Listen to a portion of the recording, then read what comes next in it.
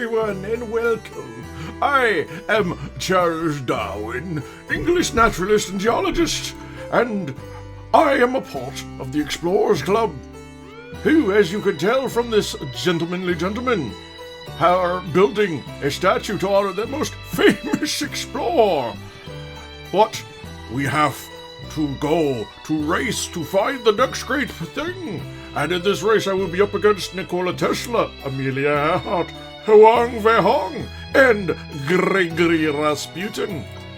So without further ado, let us go forth into the unknown in what fall with our lovely tea.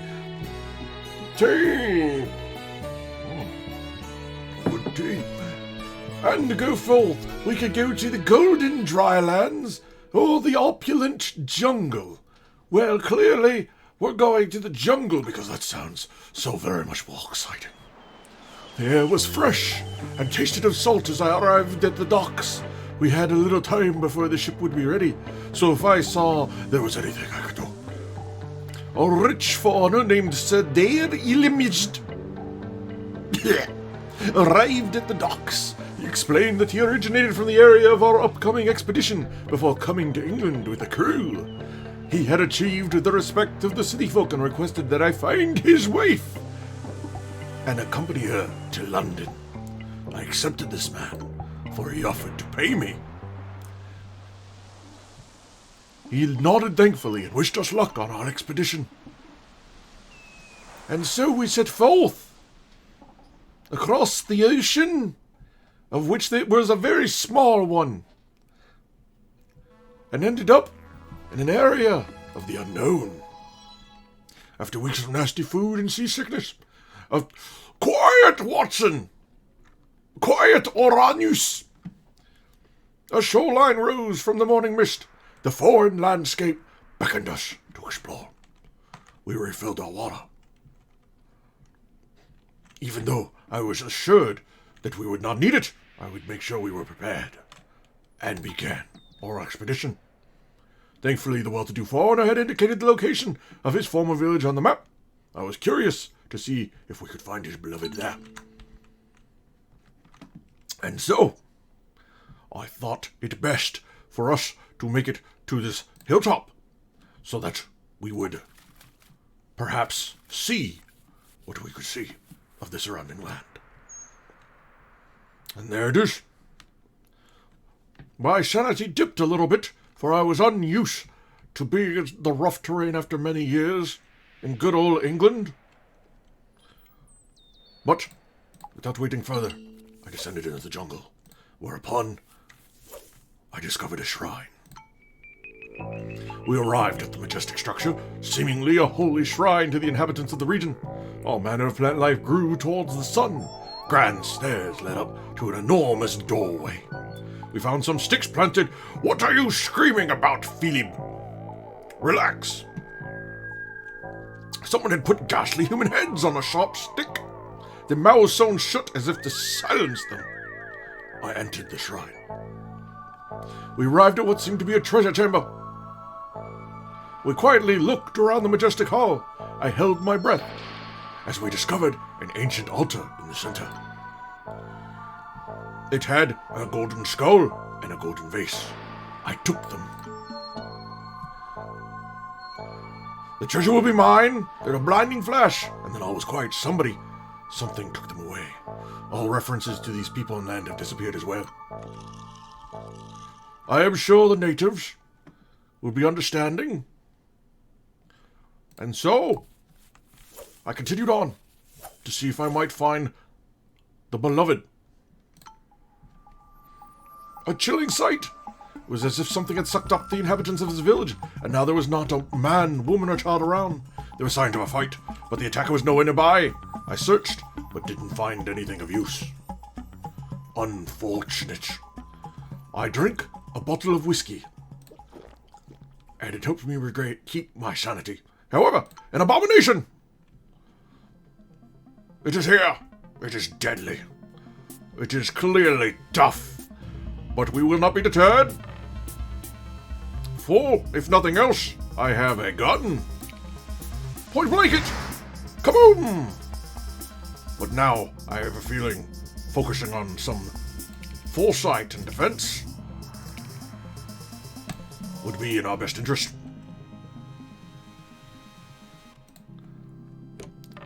The foe attacked! Unfortunately, some damage went on to Uranus, and she is bleeding. I do not know if she will survive. I do believe I can stun the enemy. It is perfect. However, this round my gun was useless, and I had to end. The beast was stunned, and we prevented it from doing anything awful to us. However, Uranus is wounded and can no longer participate in combat. I tried again. I can kick it.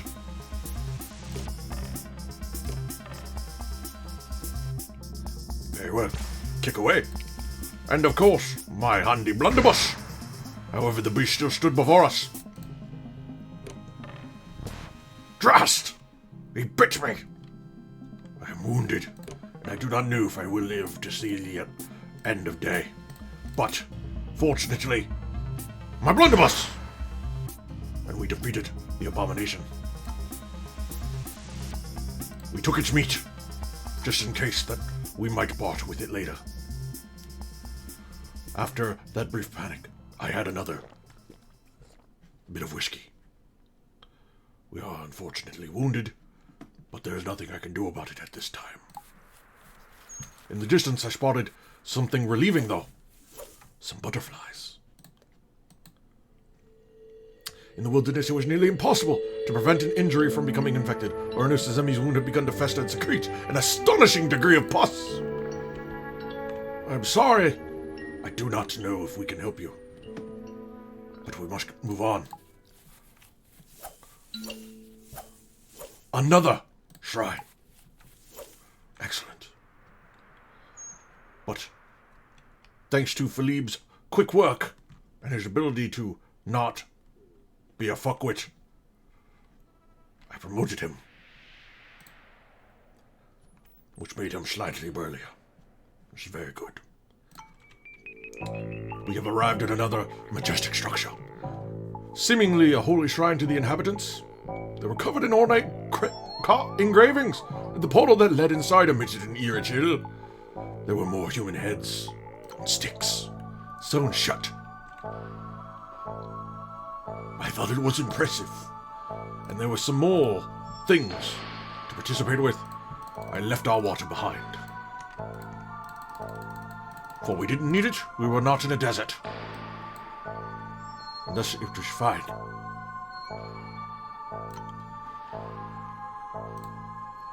What a glorious day, the treasure was to be mine, but there was a blinding flash. And I experienced rapture. I just hope I hadn't wiped out all of humanity.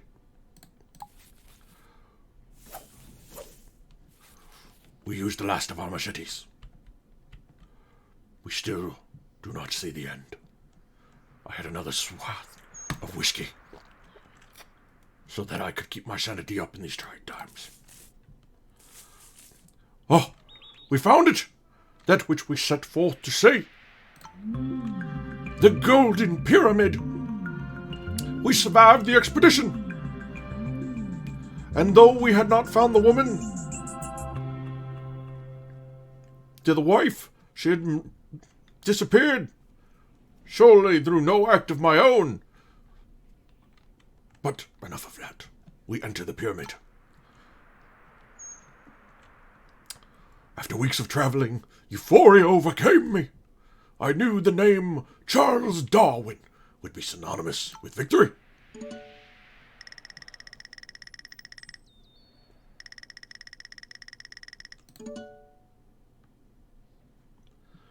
And thus, people knew that I, Charles Darwin, was the leader, pulling ahead of the pack in this race.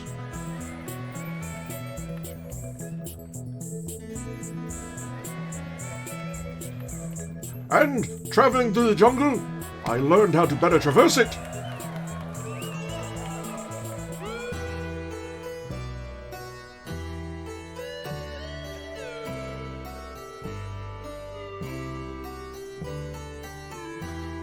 And then I saw where I stood in the standings. I was in second place for this time. However, if I were to gift to the museum the lovely things of which I found, I could zoom forth and ahead. However, it would behoove me to at least hold some for myself, so I sold the golden head I found. However, in order to make sure I stayed on top of things, never mind, I sold this as well, just so that I could be prepared for the next expedition, of which I could brave the Arctic or go to the desert, and both of these are absolute shite. However, that's it. That is all I shall write in my journal for now. I think I shall go to the desert, but you have to find out in the next entry. Bye now, my journal. Until next time. Hey.